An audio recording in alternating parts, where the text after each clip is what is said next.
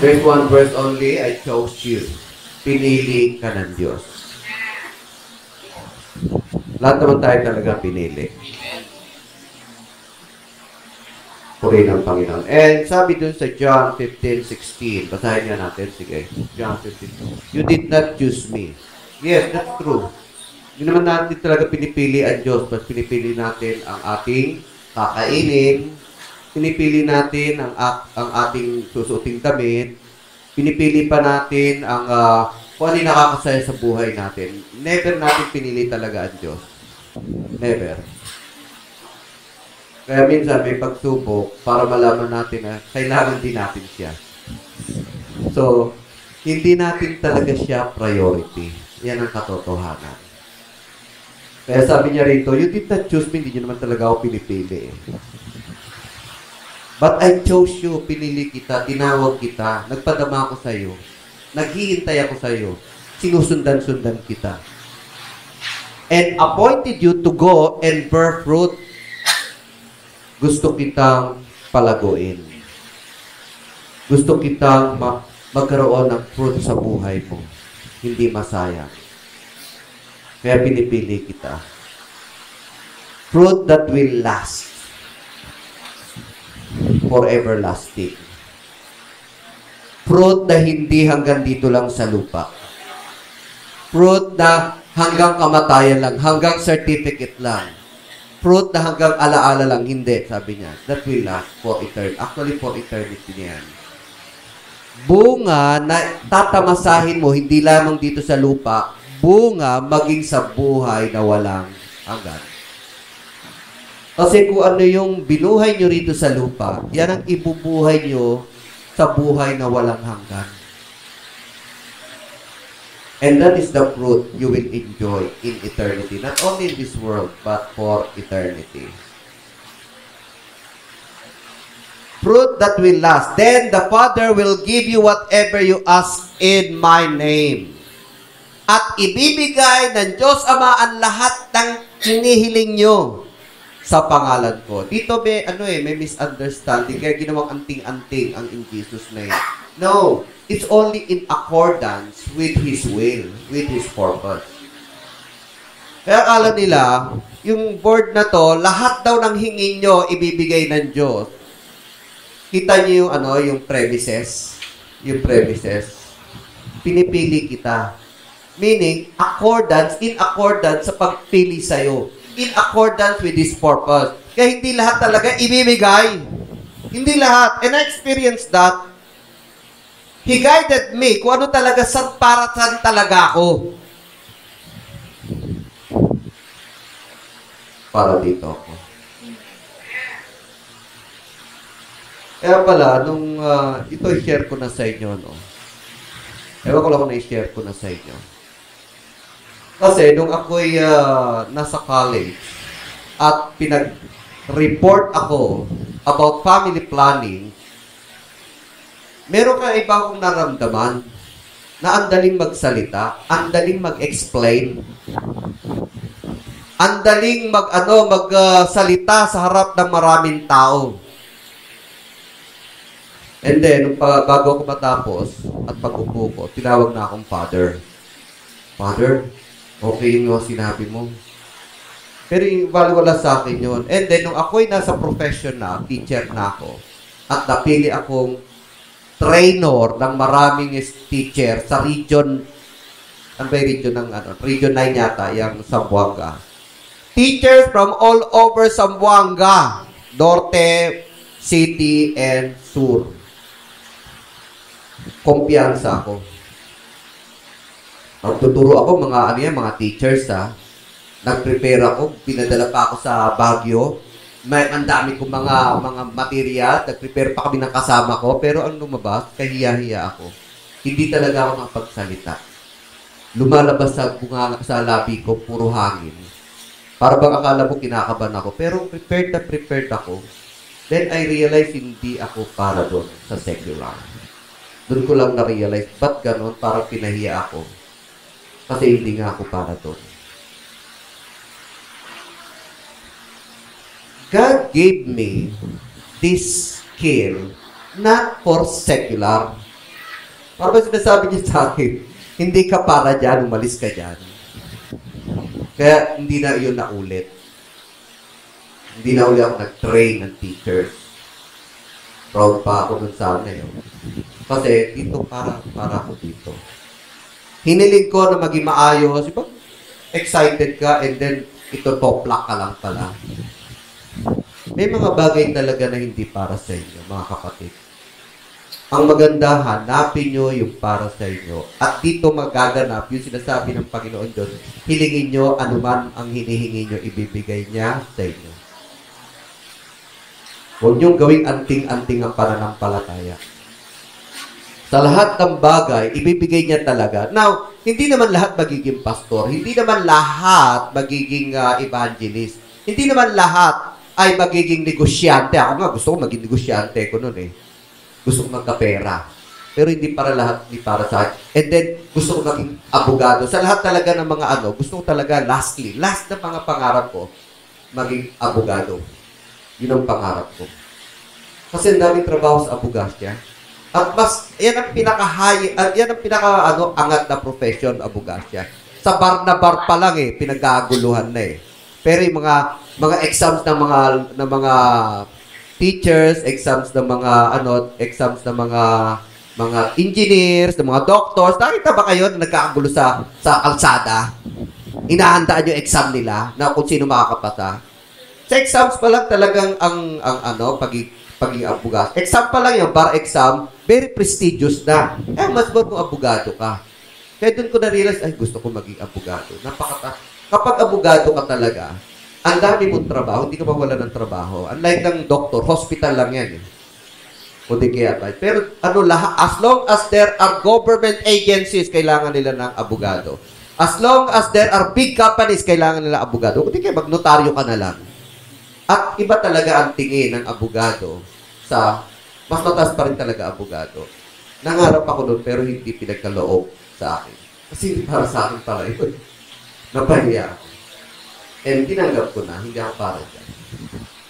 Kahit sa loob ng school namin, hindi ako at home. Actually, wala akong friends doon. Wala akong kaibigan. Ewan ko, parang iba yung spirit nila eh. Iba yung spirit. Lahat ng mga teachers, iba yung spirit nila. So, kapag tinawag ka ng Panginoon, talagang merong para sa'yo. Hindi naman lahat, pag ako'y naging pastor na kayo. Hindi. Parang tinawag ka sa pagiging nanay. Ang anak mo gagamitin. Hinahanda ka. Parang tinawag ka sa pagiging negosyante kasi ikaw ang gagamitin para sa finances ng church. Maraming mga successful dyan na talagang ibinibigay nila marami sa church. Nila ang ginagamit. Si Colgate, yung may-ari ng Colgate, Christian yan. And then, dahil gusto niyan lumago ang kanyang negosyo, kaya hanggang ngayon, kilalang Colgate. Nagtatay siya, very faithful siya sa tithe. And then later on, dahil ang dami ng pera, binaligtad niya. 10% na lang sa kanya, 90% sa gawain. Siya ang ginamit talaga. Simple lang. Nung tinawag lang siya ng Panginoon upang magkaroon ng wisdom at nagkaroon siya ng yung bang talino sa paggawa ng mga sabon, and then sa mga hanggang maging toothpaste at naging kilala. Kaya ako naniniwala yung mga mahusay na scientist, tinawag sila para doon. Si Einstein, tinawag siya para doon. Yung mga mahusay na doktor, tinawag sila para doon. Huwag kayo manggayaw, kayo mainggit. Yung mga evangelist, tinawag sila maging evangelist. Iba naman, gaya-gaya. Gusto nila mag-evangelist kasi nga nagpupunta sa iba't ibang lugar. Hindi. You have to know your purpose. At ang purpose, alam nyo, yung ngayon na. Paano meron kayo? Diyan magsisimula ang purpose ng Panginoon. Mabuhay kayo sa bawat araw. Yan ang purpose ng Panginoon. Go back to the basic. Ano ba yung basic? Lagi yung sinasabi, go back to the basic. Sinasabi ko sa inyo, ang paglago ng pananampalataya, paglago ng buhay, ay walang formula. Wala naman talagang guideline. Di ba? May mga guideline pa. magmadaling araw ka, kailangan ang panalangin mo, 1 oras, hindi bababa ng 1 oras. May mga guidelines, pero hindi. Wala kang mababasa sa Bible na ganon. Wala talagang guidelines sa Panginoon. Pero may isa akong nabasa na yun pala ang talagang guidelines. Joshua 1:8. Alam niyo yung Joshua 1:8? That's the only formula God gave to be successful. Wala nang iba. And that is the basic. Go back to the basic. Yan Joshua 1:8. At siya'y pinili maging leader ng Israel. At binigay niya ang katangi-tanging formula. Joshua 1:8, alam ko memorize niyan. Hindi niya sinabi, Joshua, sa madaling araw, hindi bababa ng 2 oras ang iyong panalangin. Kailangan meron kang oras sa madaling araw. Wala, hindi niya sinabi yun. May mga guidelines ba? Kailangan mag-disciple ka. Kailangan marami kang members. Hindi ganun. Very simple. This is the basic. Joshua 1:8. Do not let this book of the law depart from your mouth. Meditate on it day and night, so that you may be careful to do everything written in it. Then you will be prosperous and successful. That's the only, yan lang talaga na sa Bible. The only formal. Ano ibig sabihin nun? Mag-communion ka sa Panginoon. Hindi naman puro basa-basa. Ang ibig sabihin dito, meditate, ano? Because the Word of God in the Bible representing His presence. The Word of God represents His will. That's the only formula given to us. So, ikaw man ay isang negosyante, ikaw man ay isang nanay, ikaw man ay isang estudyante, this is the only formula God has given you to be successful in your purpose. The purpose is now. Hindi kailangan pa mga plano-plano kasi darating din naman ang plano sa isip mo. Magkakaroon ka ng wisdom kung anong dapat mong gawin later. And this is the only formula na binigay niya written in the Bible. Have communion with Him day and night. And you will be successful in your business. And you will be successful in your ministry. And you will be successful in your community, in your profession, in your career, in your plan. And God has chosen us. Kaya nga, ang sabi ng Panginoon, hanapin niyo muna ang kaharian ng Diyos. Meaning, find the purpose of your life in His kingdom. At lahat ng mga ninanasa mo dito sa daigdig ay ipagkakaloob niya sa iyo. Know the purpose. And Jesus Christ said, pinipili ko kayo, pinili kita. At iba-iba rin ang pagpili. Iba-iba rin ang pamamaraan. At iba rin ang purpose niya sa bawat isa. Kasi hindi na ang Diyos, hindi gumagawa siya ng uniformity, always variety. Papansin nyo, lahat ng nilalag niya, iba-iba. Even the fingerprint, iba-iba pala yan. Fingerprint, iba-iba yan. Lahat ay may pagkakaiba, pero iisa ang objective. You are for God. You are to follow God. You are to please God. You are to obey God. Isa lang yan talaga ang objective. So, in our verse, pinipili niya talaga kayo. Hindi uniform ang pagpili sa atin. Maaaring kayo pinili para maging musician, maging song leader, maging parent, maging teacher, maging Sunday school teacher. Lahat ng mga bawat sandali na pinagkakaloob sa iyo, yan ang dapat mo munang sundin. Until it grows. So, everything God created has a purpose. Lahat naman yan may purpose eh. Even yung bawat pangyayari sa atin, may purpose yan. Kahit masama, ang Diyos hindi masama. Kaya nga, God is good. May purpose pa siya para kunin niya, mahal ko sa buhay. Everything has a purpose. And never God will think evil thing to us. Hindi. May purpose niya. Sa bawat pinagkakaloob sa atin ng Panginoon Diyos, gawin nyo ng may pasasalamat. Tanggapin nyo ng may pasasalamat. There is purpose for everything. Even our life, even our body, even our circumstance. So there is no reason, walang reason talaga for random. Ang Diyos hindi nagtsatsyamba ha. Evolution lang ang tsamba. Galit na galit ako talaga mga nagtuturo about evolution. No? Na lagi nababanggit yung evolution, it evolved hundreds of years ago, kaya yan natutong lumipad. Kaya yan na sumisisid. Kaya na, yung mga lalo na sa BBC, yung sa Animal Channel, lagi na, it evolved. Hindi naman talaga nag-evolve yung mga yan. Talagang created yan for a purpose. Sinasabi na, kasi pag evolution, random eh. But God is not making random ala chamba. There is always purpose. Even our parts of the body, there is always purpose. And even circumstances. So, there is no reason for random. Kahit yung pangyayari nyo, Panginoon, parang nakakalimutan nyo na ang nangyari. Parang nakakalimutan nyo na ako. Ba't ito nangyayari sa akin? Sunod-sunod ang pagsubok. Nawala na nga akong pera. Nagkasakit pa ako. Tapos, ang anak ko, rebelde pa. Ba't ganun? Faithful naman ako. Never think of evil against God. Huwag niyo sisisihin ang Diyos. Lahat naman talaga sinusubok. Mananampalataya o hindi mananampalataya. Pare-pareho lang yan.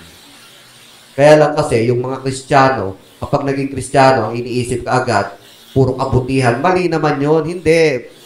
Lahat yan parehong sinusubok. Equal lang yan. Di lang kinukumpara lang natin kasi, ang isip kasi natin, lahat puro dapat kabutihan, kaayusan, no? Kapag Kristiyano tayo, dahil God is good. Hindi, pareho din lang. The same thing. Ganon din sila, actually, kaya lang sila, hindi sila sensitive sa kalooban ng Diyos. Kaya sila mura ng mura, sila nag-aaway, sila nagkakagulo. Pero tayo tahimik, ang sama lang sa atin, kini-question lang natin ng Diyos. Never question God. God has always purpose.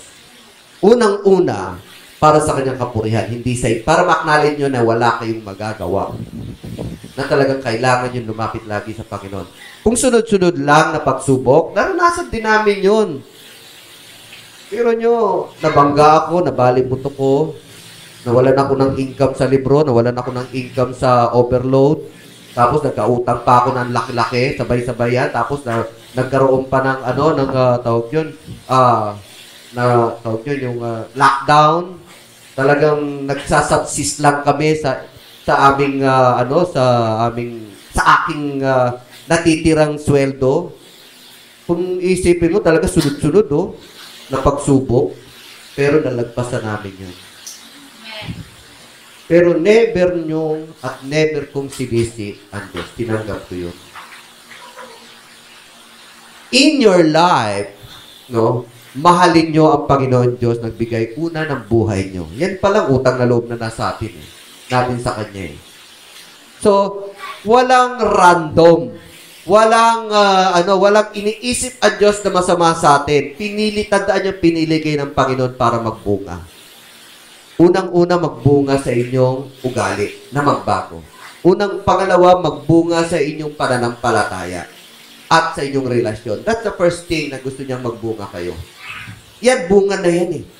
Yung bang nagbabago talaga kayo sa inyong ugali, sa inyong pananampalataya, tumataas ang pananampalataya niyo, at nakikilala nyo ng lubusan kung sino ang Diyos. Ngayon, siyempre, iba-ibang antas ng pananampalataya. Hindi ko may kwento sa inyo kung paano ko makikilala ang Diyos at kung paano ko nakikilala ang Diyos. Kasi nga, ang pag-ibig ng Diyos, bagamat ito ay pakyawan, pero alam nyo, ang pagtawag sa atin, pag-ibig sa atin ng Diyos, customize lagi. Alam mo yung customize? Yung sasakyan, pare-pareho itsura, pero pag ni-request mo sa manufacturer, ito gusto ko, maraming babaguhin. Customize yun. The same way with you. Ang pagtawag sa atin, hindi uniform, but customized. According to your background, according to your character, even in your character. kino-customize niya ang pagtawag sa'yo at kino-customize niya kung paano kanya gagamitin. But God appointed you for something. Ina-appoint niya. Lahat tayo mayroong purpose in ministry. Huwag niyong iisipin na puro significant lang. May mga insignificant. May mga bagay na hindi niyo kapansin-pansin, ginagamit na pala kayo ng Diyos sa ministry. Akala nyo, puro healing lang. Akala nyo, puro preaching lang.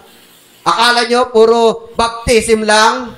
Hindi, marami. Iba't ibang paraan. Basta't ginamit ka sa isang tao, kahit sa isang tao lang, at ito ay nagbago, at ito ay kumilala sa Diyos, sa Panginoon, it is a ministry. Ito man ay iyong anak, ito man ay iyong kapitbahay, ito man ay iyong kapitbahay. Hinanda ka na sa bagay na yon. Huwag niyong isipin na insignificant ang mga bagay na mag-share. Ma-insignificant ang magsabi na mahal ka ng Panginoon. It is a ministry. Wala sa kanyang significant and insignificant. Wala sa kanyang malaking ministry at maliit na ministry. Lahat ay gagamitin, kahit sa isang tao o sa libo-libong tao. Merong mga tao talagang gagamitin sa libo-libo, sa 100, sa pamilya, sa kaibigan, o sa intimate friend. But iisa lang ang ang layunin ng Panginoon. In-appoint ka para sa bagay na yun. Kaya mahalin nyo ang ginagawa nyo ngayon para sa Panginoon. God appointed you for certain purpose. Meron na talagang pahanda sa iyo na ministry. Maring ito'y nakaraan na. Yung pala ginamit ka na, hindi mo na nararamdaman. Si John the Baptist, siya lang ang propeta na hindi gumawa ng miracle. Alam niyo ang purpose niya lang? Hinintay niya lang talaga si Jesus Christ. Yun lang. Hinintay niya lang talaga si Jesus Christ at yun lang ministry niya. Bautismuhan si Jesus Christ. Yun lang ministry niya. Pero hinanda niya na talagang mayroong tagapagligtas. At marami rin siya naging tagasunod. At doon dumating na si Jesus Christ. Di napakilala na, maraming naniwala sa Kanya. Si Jesus Christ nagbaptize din. At gayon, isa sa mga disipulo niya, pumunta sa Kanya, Sir, yung pinakilala nyo sa amin, no? Nagbabaptize din. Di ba ikaw lang dapat magbabaptize? Nainggit? Kasi mas maraming follower na. Yun sa Kanya, umuunti na. Yung mga taga-sunod niya umuunti, mas pumunta kay Jesus Christ. Alam niyo sagot ni Juan?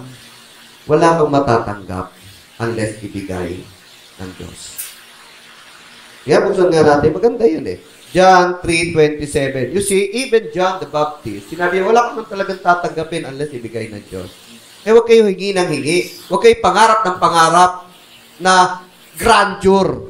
Sa John 3:27, a man can receive only what is given him from heaven. Doon sa binasa ko, wala kang matatanggap. Doon nga sa tingnan nga natin sa King James. Sa King James. Kaya kahit anong hiling mo, kahit anong luhod mo, kung hindi talaga kalooban ng Diyos, at hindi niya purpose yan para sa'yo, ayaw niya ibigay. Okay? A man can receive nothing. Talagang wala. Wala kang patanggap. Wala kang matatanggap. Gusto mo ng kasikatan, hindi matatanggap yan. Malaking ministry, hindi matatanggap yan. Unless, except it be given him from heaven. Hintayin nyo ang para sa inyo. Maliit o malaki. And then, so, sabi niya, masaya ako kasi natupad ko na yung purpose ko. Later on, sabi niya, masaya ako. Ang purpose ko lang naman talaga rito, akayin ang ikakasal sa lalaki. Ay, yung, bridegroom, no? Ngayon, dumating na yung talagang ikakasal yung lalaki. Ngayon, masaya na ako. Yung best man, nandun na lang sa isang tabi. The same way, ako, kailangan ako mag-decrease at mag-increase si Jesus Christ. Yung iba, away yan sa ministry. Away yan. Pag may sumisikat na pastor, binabagsak. Away yan. May time talaga na kailangan maglaylo ka kung yan ang kalooban ng Diyos. Pero yun namang pinalago mo naman, yan ang ministry mo. Ikaw lamang ay ginamit ng Diyos para may gamitin siya na gagamitin pa lalo. Chain reaction yan. So, si John, sabi nga ng mga tao, itong taong ito walang ginawang himala. Kasi, pag sinabi propeta, may himala. Pero sabi ng mga tao, si John, walang ginawang himala. Pero lahat na sinabi niya kung tungkol kay Jesus Christ, totoo. Yun lang ang purpose niya. Si Simeon, minsan, si Jesus Christ, iaalay na, ang ministry niya lang ito. Simeon, hindi ka mamamatay hanggat di mo nakakanlong at tagapagligtas. Pero bo, yun lang ang ministry niya. Nagsalita sa kanya ang Diyos. Pero hindi niya pinipreach yun. Pero nakita niya na si Jesus Christ na iaalay, kinuha niya kagad si Jesus Christ. Sabi, ay Panginoon, salamat. Ngayon, kunin niyo na ako. Dahil nakanlong ko na ang tagapagligtas. And the Spirit told him, yan ang tagapagligtas. Yun lang ang ministry niya. And then, meron pa palang ganun din ang ministry si Ana. The same, magkasunod lang sila. Sabi, hinintay din, si Ana naman, nag-prophesy naman para kay Jesus Christ. Yun lang, napaka-insignificant, di ba? Pero minahal nila ang purpose na ipinagkaloob sa kanila ng Panginoon. Kaya dito walang inggitan, walang pataasan.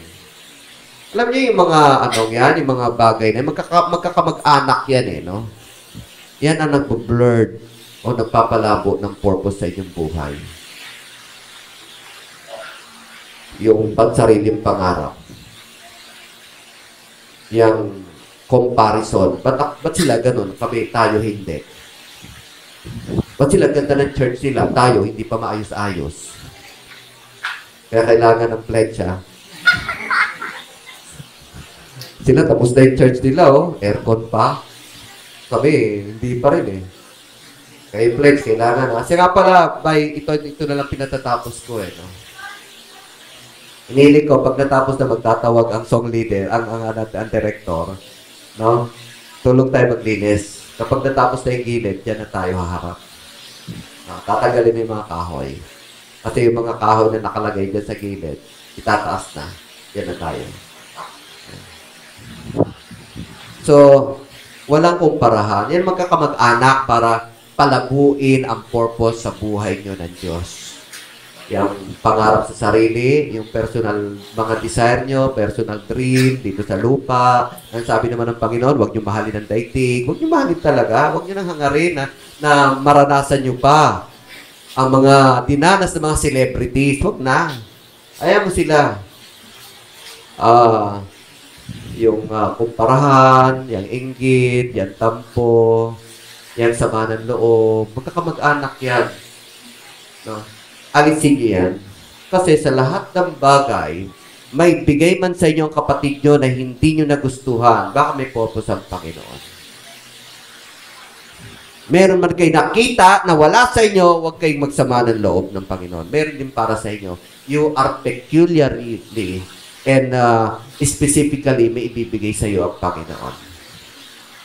No reason for comparison. At huwag din kayo manliliit dahil alam nyo yung maliit na yan. Kala nyo, minamaliit nyo, yung pala siya pala iaangat ng Panginoon. May mga ganun Yung sinisiraan lagi, yung pala siya yung tataas ng Panginoon. Huwag kayo maninira, manliliit, mangdudusta ng kapwa. Hindi nyo alam baka aangat din yan sa takdang panahon.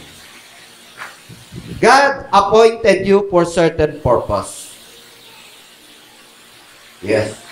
Sabi ko nga, significant or insignificant. Maaaring para sa pamilya nyo, sa anak nyo, kapitbahay nyo, gagamitin kayo sa church, o isang ministry na talagang malaki.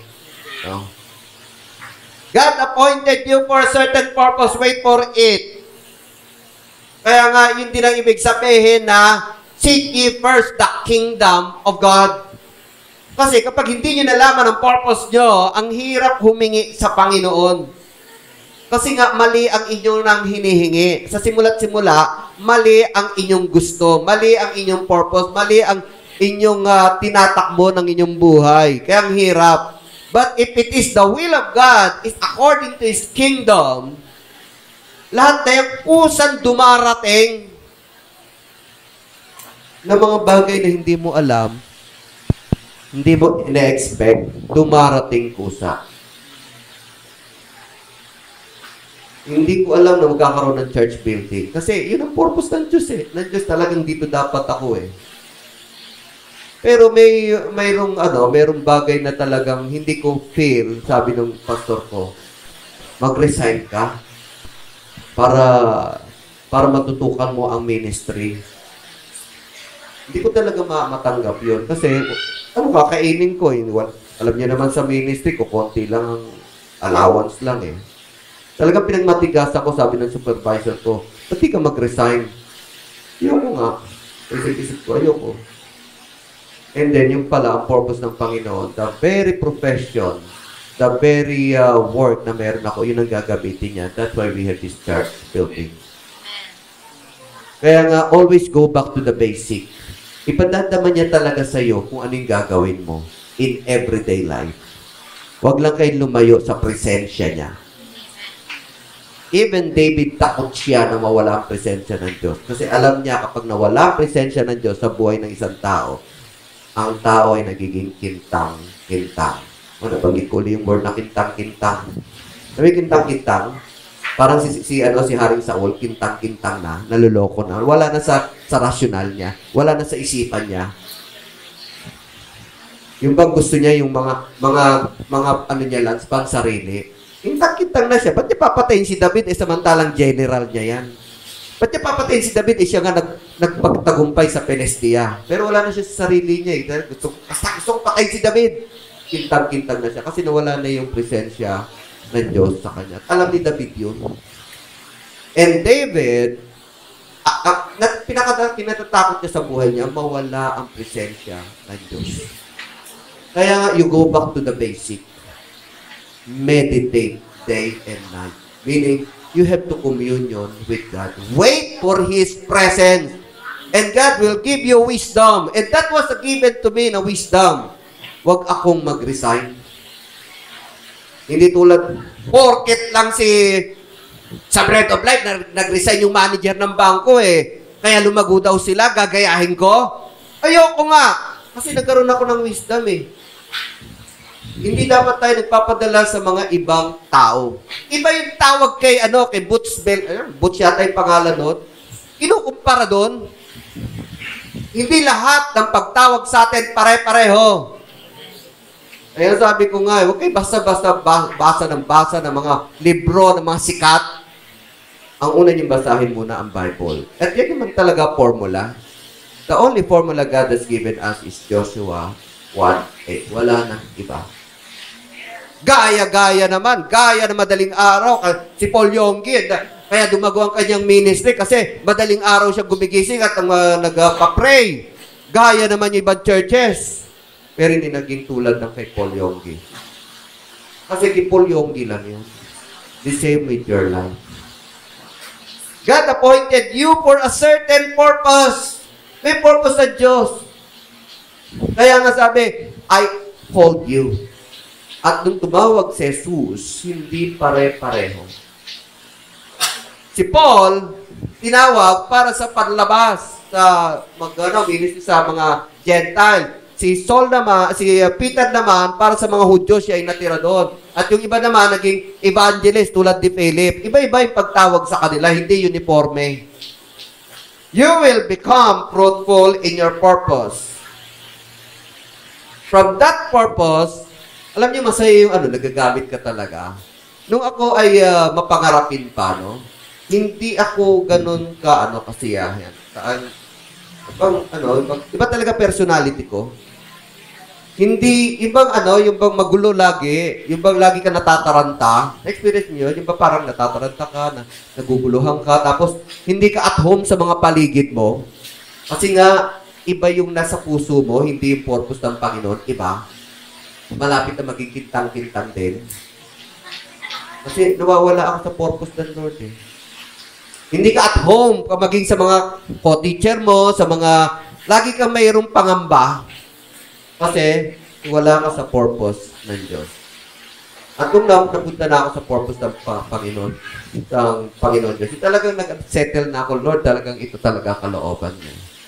Alam niyo, para bang ang daling makipagkaibigan, para bang ang saya ng buhay, para bang, yung magaang lahat talaga at may wisdom.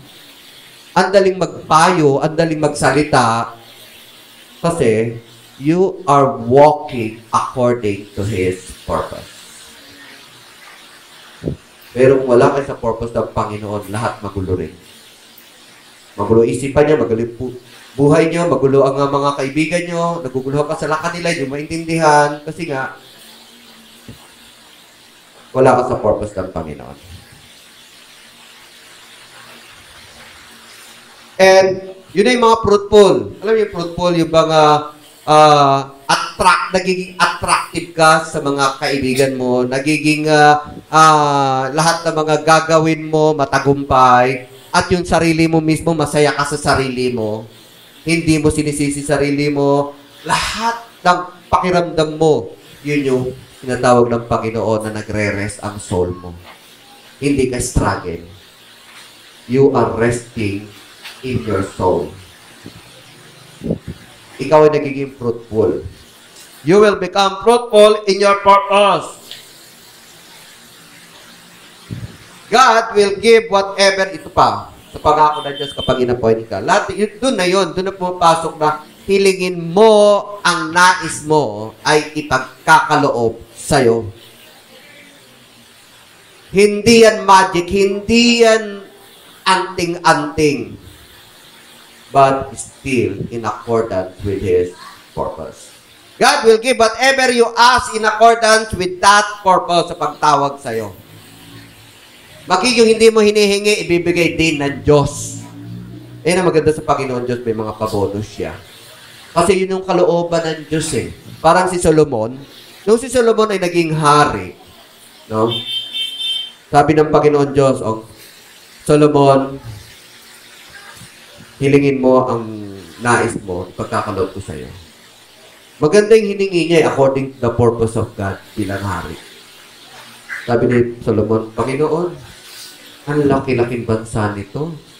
Paano ko pangangalagaan to? Bago pa lang ako sa politika. Panginoon, bigyan niyo ako ng talino para pangalagaan at pangunahan ng inyong bayan. Alam niyo, natuwa ang Diyos kasi yung purpose niya pangalagaan ng kanyang bayan, kaya siya in-appoint na king. Sabi ni Yahweh, Solomon, dahil ang hilingi mo ay katalinuhan para pangalagaan ng aking bayan, ibibigay ko rin ang mga bagay na hindi mo hinihingi. Hindi ka humingi ng katagumpayan, ng kasikatan, ng kayamanan. Lahat ng hindi mo yung hiningi ay ipagkakaloob ko sa iyo. And that is the goodness of God. Kapag ayon sa purpose ang binibigay, ang hinihingi mo, kahit ang hindi nyo hinihingi, may pabonus ka. Praise God. So lahat na ito, bonus. Ang ministry na pinagkaloob sa akin, hindi ko naman hiningi yung school Merong school Bonus yan.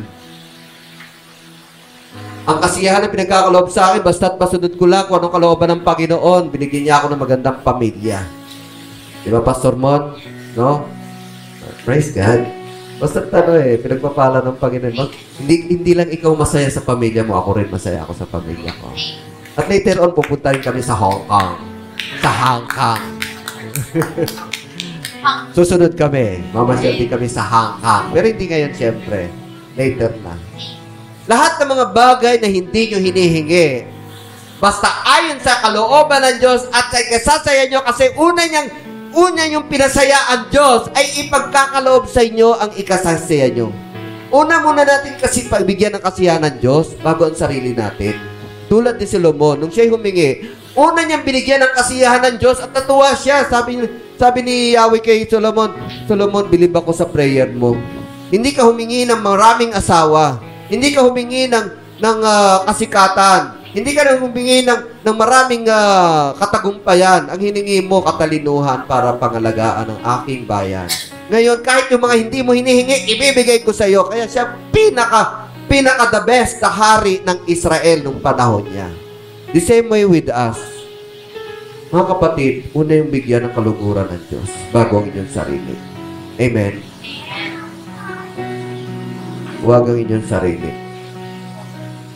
Go back to the basic. Find your purpose.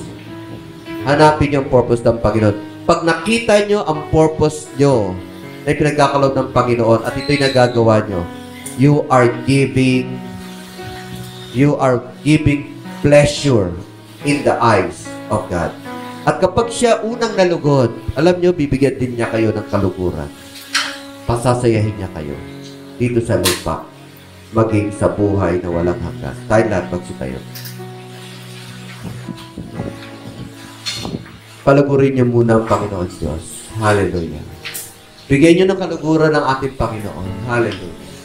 Sige po, purihin muna natin siya. Purihin natin ang Panginoon Diyos. Taas natin mga kamay at umawit muna tayo ng papuri sa Panginoon. Awitin natin na yung kaninang inawit na lagi tayo pupuri.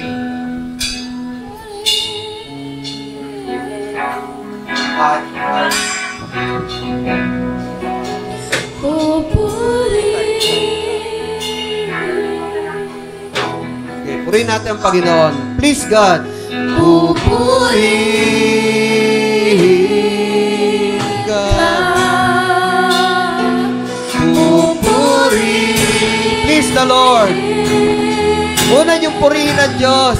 And God will give what is pleasing to you. Hallelujah. Yes, God, we praise you, Lord God. Pupurihin. Amen.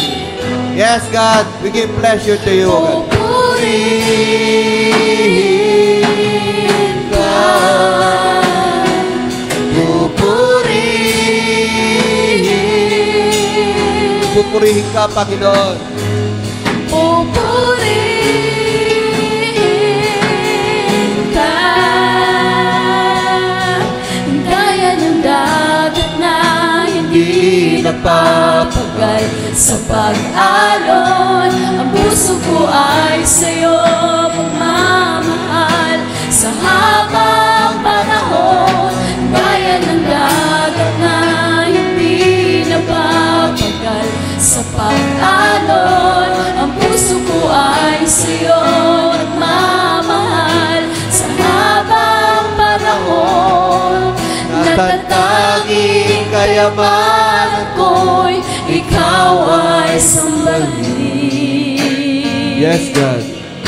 Wagas na pagsinta iyong dinggin, kalaki payawitin. Lord God, hindi lang sa lugar na to, ikaw ay aming palulugurin, pasasayahin. Maging sa aming tahanan, sa aming bahay, sa aming trabaho, kapag kami naglalakad, Panginoon, kapag kami, Lord God, ay nagtatravel, malugod ka sa buhay namin.